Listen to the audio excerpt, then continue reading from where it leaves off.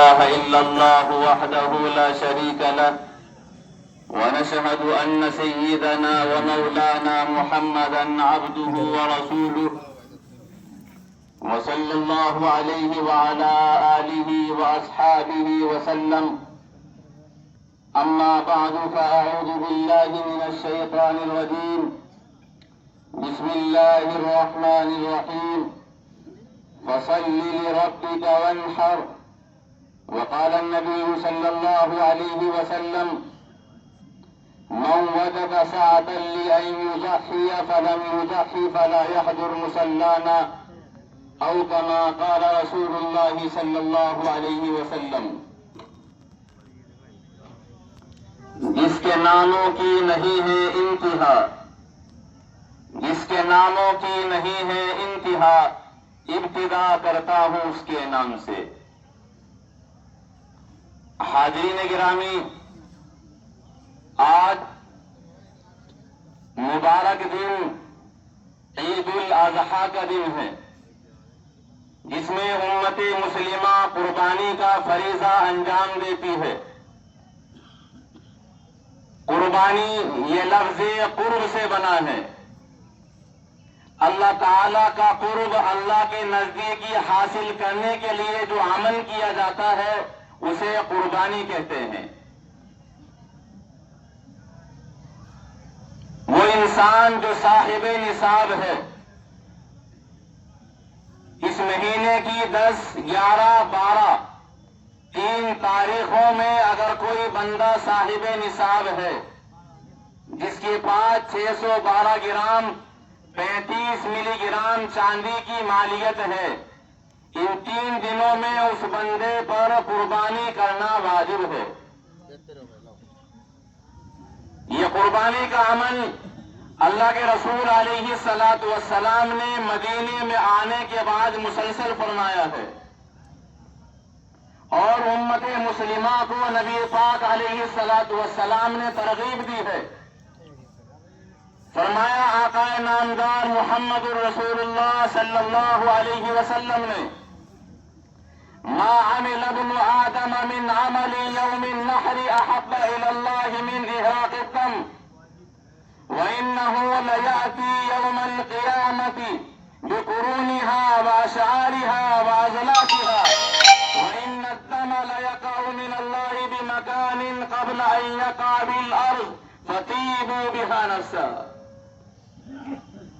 کہ بقرعید کے ان 3 دنوں میں اللہ تعالیٰ کو انسان کا سب سے زیادہ محبوب عمل وہ قربانی ہے، اور اتنا محبوب عمل ہے کہ قربانی کے جانور کا خون زمین پر گرنے سے پہلے بارگاہ الہی میں قبول کر لیا جاتا ہے. اللہ کے رسول علیہ السلام فرماتے ہیں: فطیبوا بہا نفسا، کہ اپنے دل کی خوشی کے ساتھ قربانی کرو. اللہ کے نبی علیہ الصلاۃ والسلام کے صحابہ نے سوال کیا: یا رسول اللہ، یہ قربانی کیا ہے؟ تو فرمایا آقا نامدار محمد الرسول اللہ صلی اللہ علیہ وسلم نے: سنت ابیکم ابراہیم علیہ السلام، یہ تمہارے باپ حضرت ابراہیم علیہ الصلاۃ والسلام کی سنت ہے.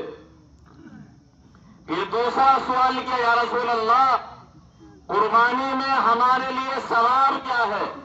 تو فرمایا نبی کریم علیہ الصلاۃ والسلام نے کہ جانور کے ہر بال کے بدلے میں ایک نیکی حاصل ہو جاتی ہے. پھر تیسرا سوال کیا صحابہ نے: یا رسول اللہ، اون کے بارے میں کیا حکم ہے؟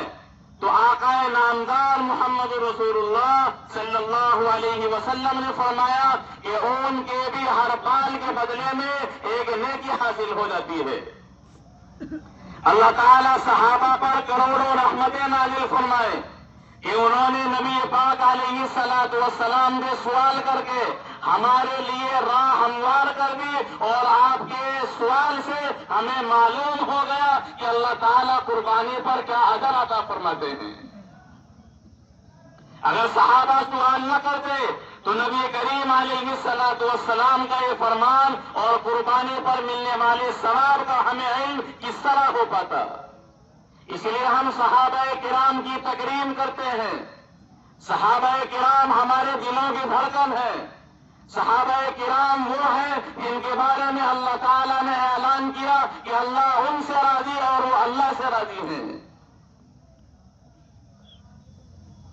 اور دوسری حدیث میں نبی کریم علیہ الصلوۃ والسلام فرماتے ہیں کہ جو بندہ قربانی کرنے کی طاقت رکھتا ہے صاحب نصاب ہے. صاحب نصاب ہونے کے باوجود اگر قربانی نہیں کرتا فلا يحضر مصلانا تو ہماری عیدگاہ کے قریب بھی نہ آئے. اب کتنی سخت وعید ہے ان لوگوں کے لیے جو صاحب نصاب ہونے کے باوجود مالدار ہونے کے باوجود اللہ کی راہ میں قربانی کے لیے تیار نہیں ہوتے. اس لیے ہر وہ بندہ جو صاحب نصاب ہے ان 3 دنوں میں قربانی کرے. اور یہ بھی یاد رکھیے قربانی کا یہ عمل صرف جانور کی قربانی نہیں بلکہ اس قربانی کے عمل سے ہمیں سبق دیا جا رہا ہے. یہ قربانی کا عمل ہمارے لیے پیغام ہے کہ مسلمان کو ہر وقت قربانی کے لیے تیار رہنا چاہیے. صرف جانور کی نہیں بلکہ اپنی ناجائز خواہشات اور ناجائز نیتوں کی قربانی دی جائے. اگر کوئی بندہ چور ہے تو وہ چوری چھوڑ کر قربانی دے. اگر کوئی زانی ہے تو زنا چھوڑ کر قربانی دے. اگر کوئی ڈاکہ زنی کرنے والا ہے تو وہ ڈاکہ چھوڑ کر قربانی دے. اگر کوئی رشوت لینے والا ہے رشوت چھوڑ کر قربانی دے. اگر کوئی چغلی غیبت کرنے والا ہے تو وہ چغلی غیبت کو چھوڑ کر قربانی دے. اگر کوئی بری نظر کرنے والا ہے غلط نظریں ڈالتا ہے تو وہ اپنی نظروں کو جھکا کر قربانی دے. اگر کوئی بندہ نماز چھوڑتا ہے تو وہ نماز پڑھ کر قربانی دے. روزہ چھوڑتا ہے روزہ رکھ کر قربانی دے. اللہ نے مان دیا ہے تو حج کر کے قربانی دے. مان دیا ہے اللہ کی راہ میں زکات دے کر قربانی دے. تو بندہ ناجائز امور کو چھوڑ کر قربانی دے ہر نیک عمل کر کے قربانی دے. یہ ہے عید قربان کا پیغام. محض جانور کی قربانی مقصود نہیں ہے بلکہ مقصود ہے کہ انسان اپنی ناجائز خواہشات کو ترک کر دے. اس لیے آپ حضرات اس قربانی کے عمل کے پیغام لے کر کے جائیں کہ اللہ کا حکم اگر آئے گا اپنے بچوں کے قربانی کا تو ان کی قربانی دیں گے. اپنی جان کا نذرانہ پیش کرنے کا تو اس کی قربانی دیں گے. مال قربان کرنے کا تو مال کی قربانی دیں گے. وقت قربان کرنے کا تو وقت کی قربانی دیں گے. اس پیغام کو لے کر کے جائیے. اور یہ بھی یاد رکھیے اللہ تعالیٰ کی بارگاہ میں وہی عمل قبول کیا جاتا ہے جو اخلاص کے ساتھ سچی نیت اور نیک ارادے کے ساتھ کیا جاتا ہے. اگر نیت میں بگاڑ فساد پیدا ہو جائے تو عمل حقارت ہو جاتا ہے عمل بھی فاسد ہو جاتا ہے. اس لیے قربانی کا عمل بھی محض اللہ کی رضا کے لیے کرنا چاہیے. اس لیے کہ قرآن کریم میں اللہ فرماتے ہیں فَصَلِّ لِرَبِّكَ وَانْحَرْ کہ اپنے رب کے لیے نماز پڑھیے. وَانْحَرْ اور اپنے رب ہی کے لیے اللہ کے لیے قربانی کیجیے. اگر 7 آدمیوں میں سے کسی ایک بندے کی نیت خراب ہو جاتی ہے تو تمام کا عمل حقارت ہو جاتا ہے. اس لیے اپنی نیتوں کو درست کر لینا چاہیے. بہرحال آپ قربانی کا عمل کریں لیکن پردے کے ساتھ. کسی بھی جگہ جہاں کھلا ہو قربانی نہ کی جائے. پردہ ہونا چاہیے. پردے کے ساتھ قربانی کریں. اور قربانی کرنے کے بعد جو اس کے فضلات ہیں جو گندگی ہے اس گندگی کو انہی جگہوں پر ڈالا جائے جہاں گڑھے کھدوائے گئے ہیں.